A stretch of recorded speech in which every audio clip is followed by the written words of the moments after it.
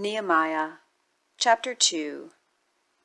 And it came to pass in the month Nisan, in the 20th year of Artaxerxes the king, that wine was before him.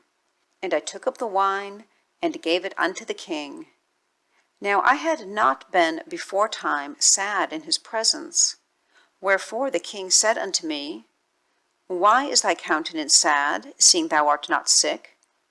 There is nothing else but sorrow of heart. Then I was very sore afraid, and said unto the king, Let the king live forever. Why should not my countenance be sad, when the city, the place of my father's sepulchres, lieth waste, and the gates thereof are consumed with fire? The king said unto me, For what dost thou make request? So I prayed to the God of heaven. And I said unto the king, If it please the king, and if thy servant have found favour in thy sight, that thou wouldst send me unto Judah, unto the city of my father's sepulchres, that I may build it. And the king said unto me, the queen also sitting by him, For how long shall thy journey be, and when wilt thou return? So it pleased the king to send me, and I set him a time. Moreover, I said unto the king, If it please the king, let letters be given me to the governors beyond the river, that they may convey me over till I come into Judah, and a letter unto Asaph, the keeper of the king's forest, that he may give me timber to make beams for the gates of the palace, which appertained to the house, and for the wall of the city, and for the house that I shall enter into. And the king granted me, according to the good hand of my God upon me. Then I came to the governors beyond the river, and gave them the king's letters. Now the king had sent captains of the army and horsemen with me.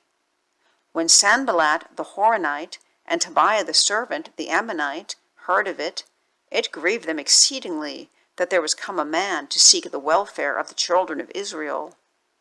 So I came to Jerusalem, and was there 3 days. And I arose in the night, I and some few men with me, neither told I any man what my God had put in my heart to do at Jerusalem, neither was there any beast with me, save the beast that I rode upon. And I went out by night by the gate of the valley, even before the dragon well, and to the dung port, and viewed the walls of Jerusalem, which were broken down, and the gates thereof were consumed with fire. Then I went on to the gate of the fountain, and to the king's pool. But there was no place for the beast that was under me to pass. Then went I up in the night by the brook, and viewed the wall, and turned back, and entered by the gate of the valley, and so returned. And the rulers knew not whither I went, or what I did. Neither had I as yet told it to the Jews, nor to the priests, nor to the nobles, nor to the rulers, nor to the rest that did the work. Then said I unto them, You see the distress that we are in, how Jerusalem lieth waste, and the gates thereof are burned with fire. Come, and let us build up the wall of Jerusalem, that we be no more a reproach. Then I told them of the hand of my God, which was good upon me, as also the king's words that he had spoken unto me. And they said, Let us rise up and build. So they strengthened their hands for this good work. But when Sanballat the Horonite, and Tobiah the servant, the Ammonite, and Geshem the Arabian heard it, they laughed us to scorn, and despised us, and said, What is this thing that ye do? Will ye rebel against the king? Then answered I them, and said unto them, The God of heaven, he will prosper us.